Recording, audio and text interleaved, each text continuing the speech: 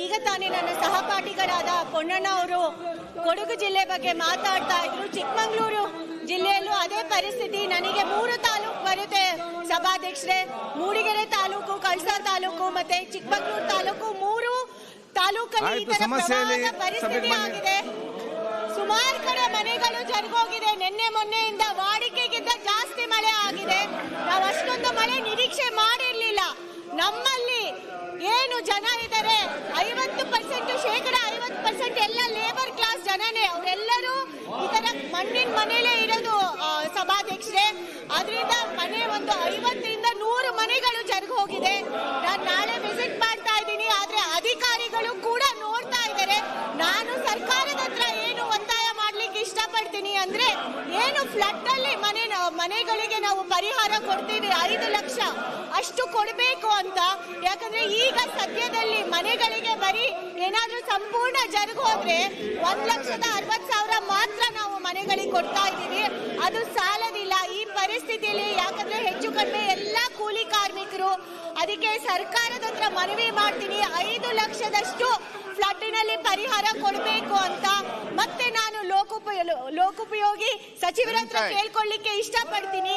ಬ್ರಿಡ್ಜ್ಗಳೆಲ್ಲ ತುಂಬಾ ಮುಳುಗು ಹೋಗಿದೆ. ಯಾಕಂದ್ರೆ ಎಲ್ಲ ನದಿಗಳು ಏನು ಮಿತಿ ಮೀರಿ ಹರಿದು ಹೋಗ್ತಾ ಇದಾವೆ. ನನಗೆ ಸ್ಪೆಷಲಿ ಕಳಸಾ ಭಾಗದಲ್ಲಿ ಯಾಕೆ ಅಲ್ಲಿ 7 ಸರ್ಕಾರಕ್ಕೆ ಮಳೆ ಬಂದಾಗ ಚರ್ಚೆ ಮಾಡಿ. ಈಗ ಏಕಾಏಕಿ ನೀವು ಮಾತಾಡಿ, ಭ್ರಷ್ಟಾಚಾರ ನೀವು ಜನರ ಬಗ್ಗೆ ಮಾತಾಡಿ, ಇವರ ಬಗ್ಗೆ ಮಾತಾಡಬೇಡಿ. ನೀವು ಮಾತಾಡಿ, ನೀವು ಜನರ ಬಗ್ಗೆ ಮಾತಾಡಿ, ಇವರ ಬಗ್ಗೆ ಮಾತಾಡ್ತೀವಿ. ಆಯ್ತು, ತಮ್ಮಯ್ಯ ಮಾತಾಡಿ. ಭ್ರಷ್ಟಾಚಾರನ ಮುಚ್ಚಾಕಕ್ಕೆ ಸಬ್ಜೆಕ್ಟ್ ಮಾತಾಡಿ. ಅಧ್ಯಕ್ಷರೇ, ಭ್ರಷ್ಟಾಚಾರ ಮುಚ್ಚಾಕಕ್ಕೆ ಪೀಠ ಸಹಕಾರ ಮಾಡಬಾರ್ದು. ಸಹಕಾರ ಮಾಡಬಾರ್ದು. ಭ್ರಷ್ಟಾಚಾರ ಮುಚ್ಚಾಕಕ್ಕೆ ನಿಮ್ ಪೀಠ ಸಹಕಾರ ಮಾಡಬಾರ್ದು.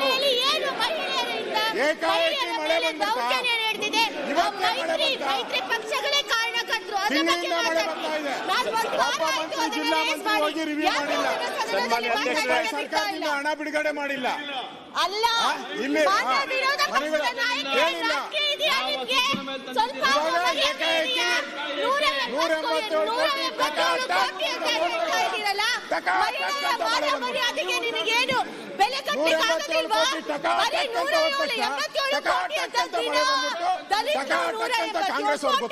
ಸಾವಿರಾರು ಮಹಿಳೆಯರಿಗೆ ಎಷ್ಟು ಹುಷಾರು ಇವರು, ಎಷ್ಟು ಹುಷಾರು.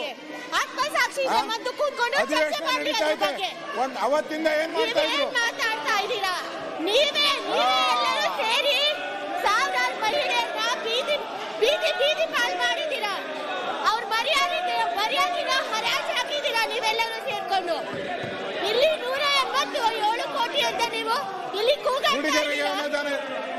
ಆಯ್ತು, ಆಯ್ತಾ ತಮ್ಮಯ್ಯ? ಗುರು, ಏನಿಲ್ಲ ಅಂದ್ರೆ ಮೂಡಿಗೆರೆಗೆ ಅನುದಾನ ಇಲ್ಲ ಅಂತ ಸನ್ಮಾನ್ಯ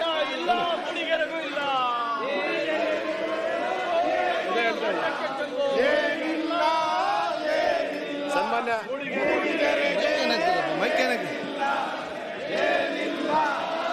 ಇದು ಯಾವ ನಾಟಕ ಕಂಪನಿ? ಏನಾಗಿದೆ ನಿಮ್ಗೆ ಇಲ್ಲಿ? ಯಾಕೆ ಏನಾಗ್ತದೆ? ನೀವು ಸಮಸ್ಯೆ ಚರ್ಚೆ ಯಾಕೆ ಹಾಕ್ತಿಲ್ವಾ? ತಮ್ಮ ಮಾತಾಡಿ, ನೀವು ಕೂತ್ಕೊಳ್ಳಿ, ಅವ್ರು ತಮ್ಮ ಮಾತಾಡಲಿ, ಸಮಸ್ಯೆ ಮಾತಾಡಲಿ. ಸನ್ಮಾನ್ಯ ಸಭಾಧ್ಯಕ್ಷರೇ, ತಮ್ಮ ಮಾತಾಡ್ತಾರೆ.